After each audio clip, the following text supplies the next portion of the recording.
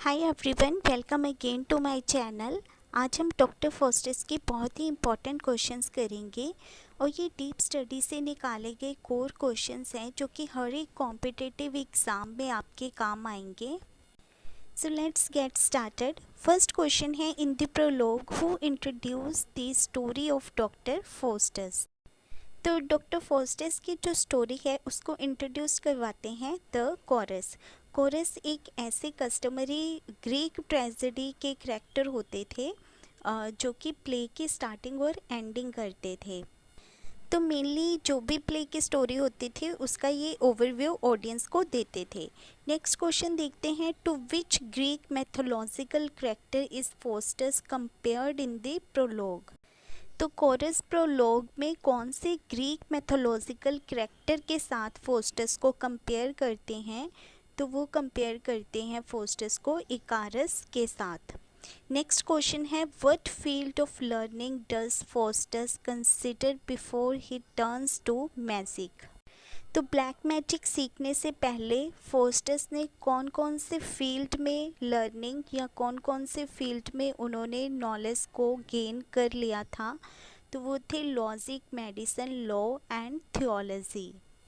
So he is great well respected German scholar, पर time के साथ इन सारी नॉलेज से वो डिससेटिस्फाई हो गया था। अब उसे लगता था कि उसे कुछ और सीखना है।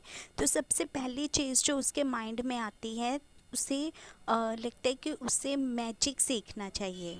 तो नेक्स्ट क्वेश्चन देखते हैं, which characters instruct Faustus in the dark art. तो कौन से वो करेक्टर्स थे जिन्होंने डॉक्टर फोस्टर्स को ब्लैक मैजिक सिखाया था? तो वो थे कोर्नेलियस एंड वाल्डर्स। तो डॉक्टर फोस्टर्स का एक सर्वेंट था वैगनर, जो कि इन दोनों को डॉक्टर फोस्टर्स के पास लेकर आया था। तो इन्होंने डॉक्टर फोस्टर्स को ब्लैक मैजिक सिखाया था। नेक्स्ट क्वेश्चन देखते हैं, when he first summon Mephistopheles, how does Faustus ask him to appear. तो अब जब डॉक्टर फोस्टर्स ब्लैक मैजिक सीख लेता है तो अपने मैजिक से वो एक डेविल को बुलाता है जिसका नेम होता है मेफिस्टोफेल। तो जब मेफिस्टोफेल अपीयर होता है तो वो एक गाइस पोजीशन में, एक बहुत ही अगली बीस्ट की पोजीशन में इसके सामने अपीयर होता है। तो फोस्टर्स उससे कहता है कि तुम एक फ्रायर की शेप में मेरे सामने आओ। तो मेफिस्टोफेल फिर से फ्रायर की शेप में उसके पास आता है।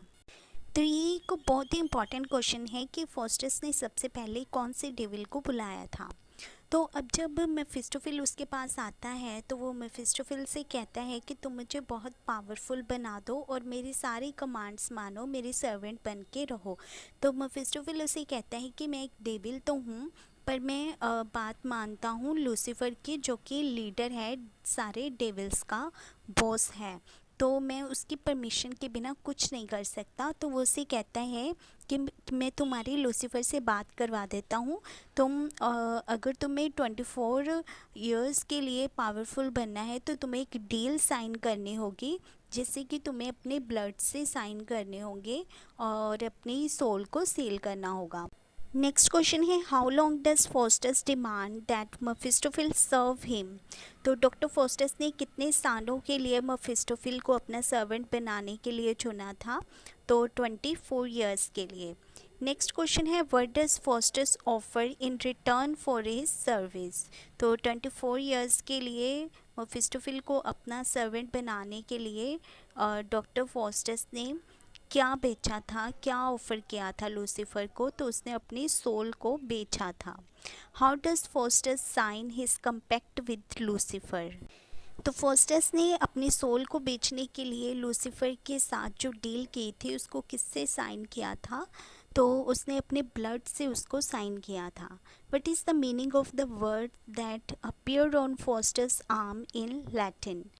तो जब लूसीफर फोस्टर से डील को साइन करवाने के लिए आता है तो सबसे पहले तो क्या होता है कि उसका जो ब्लड होता है फोस्टर्स का वो जम जाता है। ये गॉड की तरफ से एक साइन होता है कि तुम इस गलत काम को मत करो।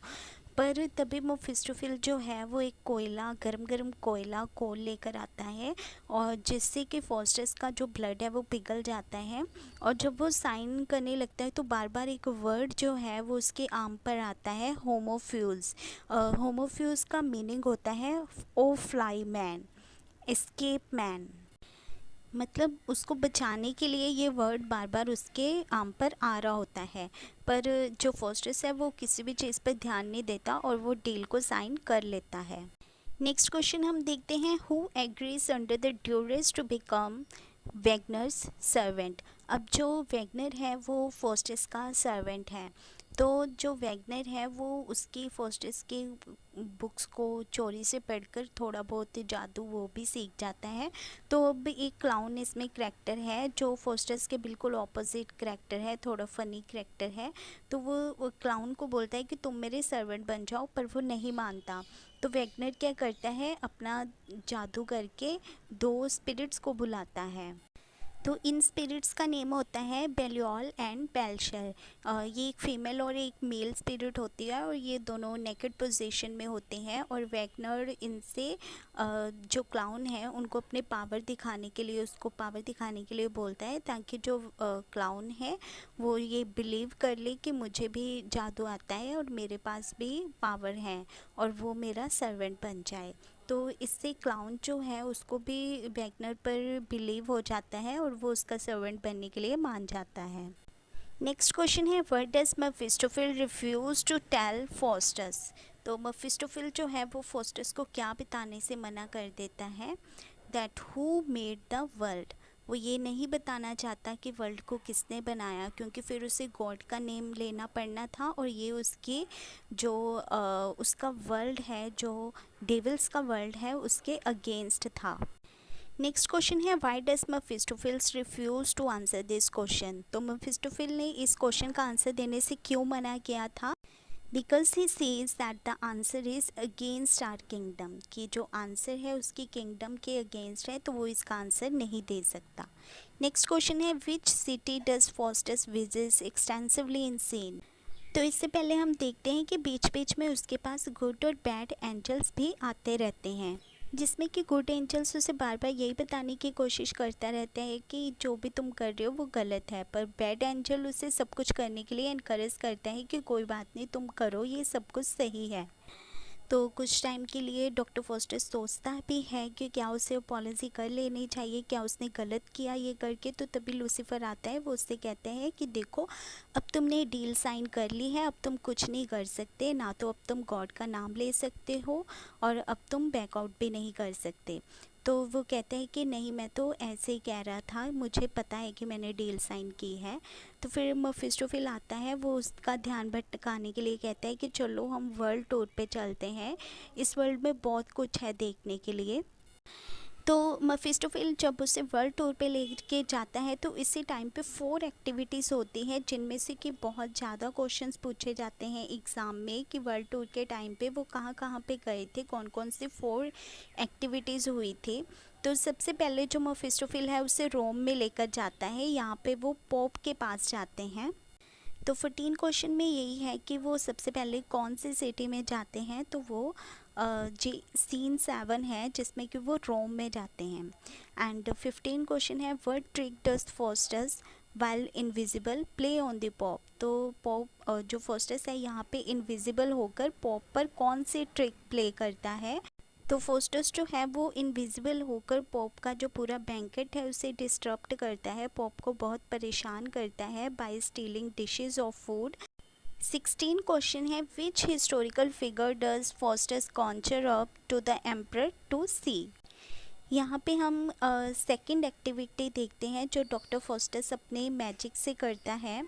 तो यहाँ पे जो हिस्टोरिकल फिगर है वो है चार्ल्स फिफ्थ, जो कि फोस्टस को अपने पैलेस में बुलाता है और वो उससे कहता है कि मुझे अलेक्जेंडर द ग्रेट को बुलाकर दिखाओ।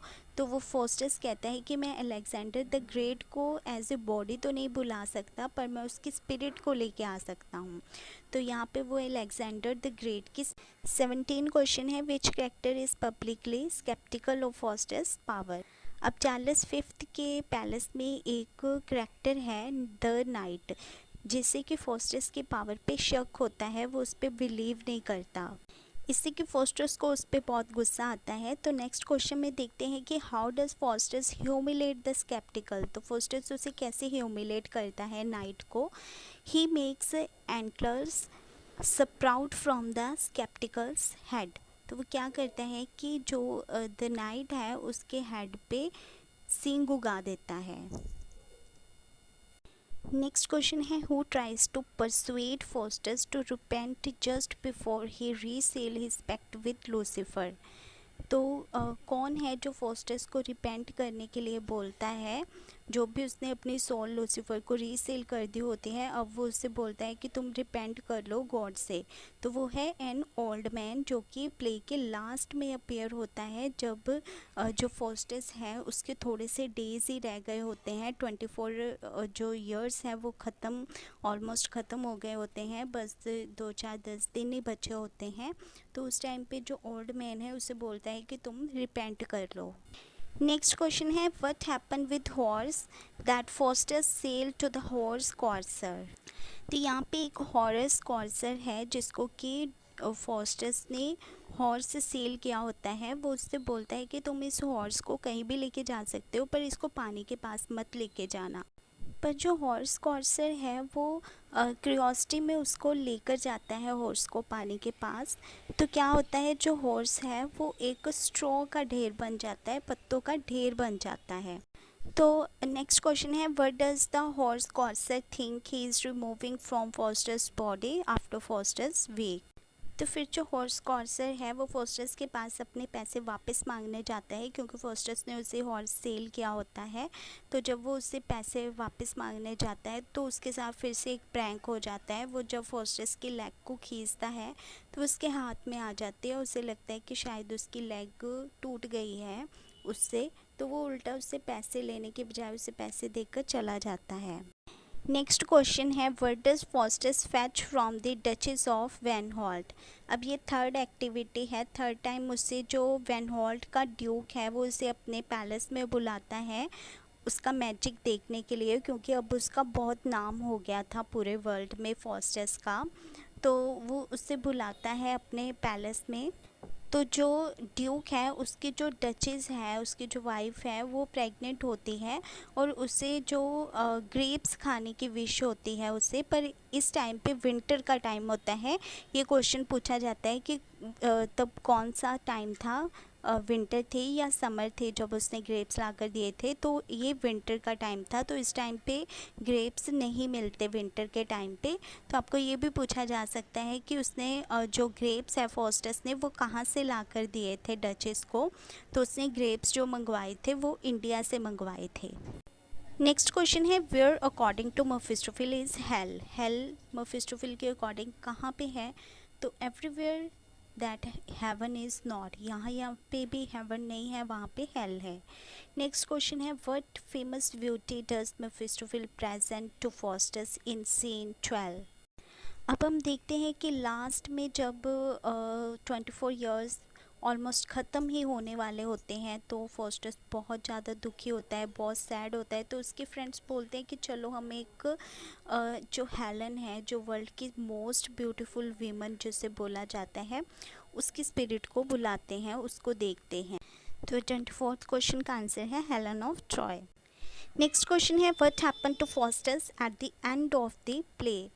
तो प्ले के एंड में क्या होता है, he is carried off to hell, उसकी सोल जो है उसको हेल में ले जाया जाता है बाय लूसीफर। नेक्स्ट क्वेश्चन है, after Faustus sign the contract with the devil, what was the first thing he asked Mephistopheles to give him. तो डील साइन करने के बाद जो सबसे पहली चीज़ फोस्टस मांगता है मेफिस्टोफिल से, वो उसे कहता है कि उसके लिए एक कंपेनियन या एक वाइफ उसे मिलनी चाहिए। पर जो मेफिस्टोफिल है वो उससे मना कर देता है। वो कहते हैं कि जो मैरिज है वो एक बहुत ही पवित्र रिश्ता है, तो मैं तुम्हारे लिए ये काम नहीं कर सकता।